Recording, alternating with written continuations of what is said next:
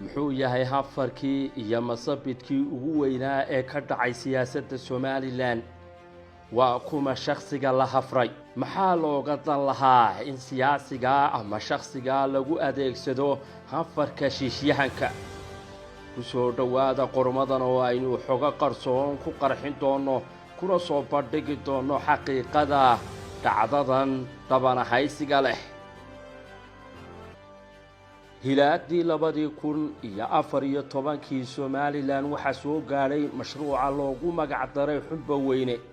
oo dawladda Imaaraadka Carabtu maalgelisay kaasi oo ay wakiil uga ahayd hay'adda Khalifa Foundation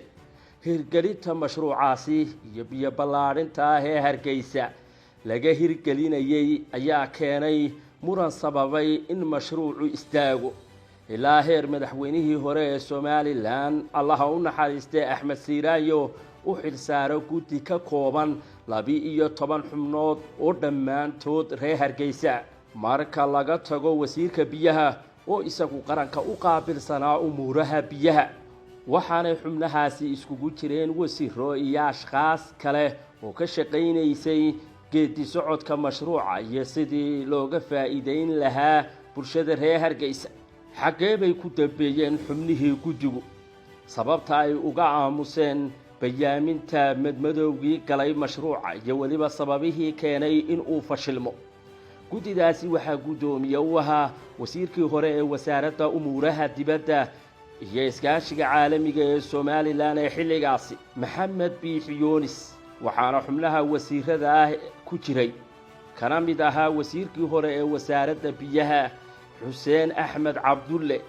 wasiirkii hore ee wasaaradda warfaafinta Cabdilaahi Maxamed Daahir Cukuse wasiirkii hore ee wasaaradda qorshaynta qaranka Saacad Cali Shire wasiirkii hore ee wasaaradda maaliyadda Cabdicasiis Maxamed Samaale wasiirkii hore ee wasaaradda arrimaha gudaha Cali Maxamed Waran Cade wasiirkii hore ee wasaaradda deegaanka iyo isbeddelka cimilada Marwa Shukri Xaaji Ismaaciil Bandare wasiirkii hore ee wasaaradda xanaanada xoolaha alla naxariistii janaha ka waraabiye Dr. Cabdi Aw Daahir duqii hore ee caasimadda Hargeysa Cabdiraxmaan Maxamuud Caydiin Solteelko maarayihii hore ee wakaaladda biyaha Hargeysa Ibraahim Siyaad Yoonis iyo Dr. Adna Aadan bal aynu daawano wasiirkii hore ee wasaaradda warfaafinta Cabdilaahi Cukuse oo carab dhabaya guddiga mashruuca xubba weyne oo jooga madan lagaga hadlayay ibaafurka mashruucaasi xubnaha golaha wasiirada Maxamed Biixi Saacad iyo wasiirka biyaha iyo Cabdi Aw Daahir iyo Xuseen iyo dhammaan ragga halkaa fadhiya nin aan dadaal ka gelin inay munaasabadaasi timaado ma jirto guddi baan ahay Maxamed Biixi gudoomiyuu noogu ah xaltay diintii waa been waxa run ah in aanu shaqaynay maantana reer hebel baa biyaha idinka hortaagan inay iyana beerdii tahay baan idiin sheegayaa reer hebelka la idiin sheegay waa reer Hargeysa magaaladay degan yihiin dadka biyaha u baahan bay ka mid yihiin dhinac kasta oo laga eego ma jiro magacaw iyo masab muuqda oo wasiirkii hore ee wasaaradda duulista iyo hawada Somaliland Maxamuud Xaashi Cabdi xilligan ah gudoomiyaha xisbiga mucaaradka ee kaax kaga jiray guddigii loo xil saaray mashruucaasi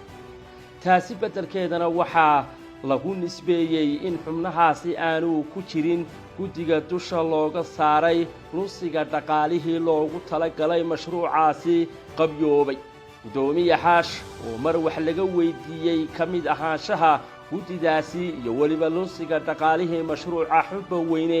ayaa iska fogeeyay kamid ahaanshaha shaqadaasi fashilka ku dambeysay mashruuca xubba weyne dadku waxay isku qaldaan mashruuca biyo ballaarinta caasimadda iyo mashruuca xubba weyne mashruuca biyo ballaarinta caasimadda mashruuc weyn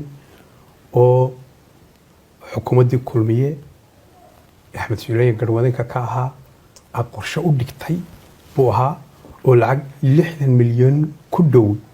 maanta ay gelayso oo 3 faysa mashruucaas xubba weyne waxa mashruuc dawladda Imaaraadka bixinaysay xogagaal kama ihi mana ogi محوها مشروع عاص مشروع حكومة سوماليلاند لو ديبي وينو نغو ماموليني maahay yaa maamulay dawladda imaaraadka maamuleysay marka gacanta xukuumadda ma soo gelin anuguna qof ahaan ima hoosbanay wasiirka biyahana maanahay marka uu yimid dalka ee la hadal hayeen oo wasiirka duulistaana leen ministrina uma ahay guddigii madaxweynuhu u saaray madaxweynuhu guddi buu u saaray gudoomiyaha xubna leh kuwana kama mid ahayn marka mashruucaasi